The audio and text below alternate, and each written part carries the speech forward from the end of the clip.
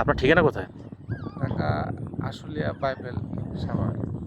আহ, তো এখানে মানে কি কারণে আসলে আসা? এখানে আইসি তরমুজ কিনতে ভাইয়া। কিনছেন তরমুজ? হ্যাঁ কিনছি একটা। মানে আপনারা একর প্রতি কিনেন নাকি না শ হিসাবে কিনেন? আমরা জমি হিসাবে আপনার একর প্রতি আর কি। আচ্ছা, একর কত টাকা কিনেন?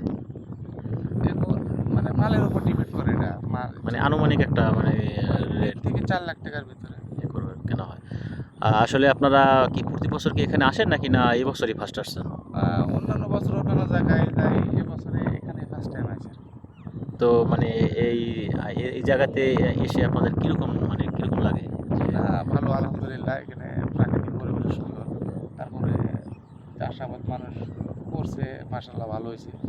এখন তো আসলে ফল মানে উপযুক্ত বিক্রির মতো হয় নাই, কিছু কিছু জায়গায় হয়েছে আর কি। এখনো রেডি হয় না আর কি। হুম। হয়তো 10 দিন মানে 10-15 দিন লাগবে। 25টা হলে পারে আর কি, মোটামুটি আর কি সবগুলো রেডি।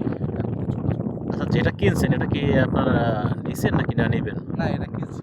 মানে কেনার পরে কি আপনারা নেবেন কয়দিন পরে নেবেন? এটা ইচ্ছা আছে আগামী শুক্রবার পর্যন্ত কাটার মতো। কাটার মতো। মানে যেটা কিনছেন এটা কয় কেজি তরমুজ? এভারেজে মনে করেন 7 কেজি বা 6 কেজি, 6 কেজি হবে। 5 কেজি আছে, 8 কেজি, 9 কেজি আছে এরকম। আচ্ছা আচ্ছা, আপনারা কি মানে এখান থেকে গাড়ি একেবারে আপনাদের ঢাকাতে নিয়ে যান? হয় একবারে টাকা পাই ফেলে আর বাই ফেলে ওখানে কি আপনার স্থানীয়?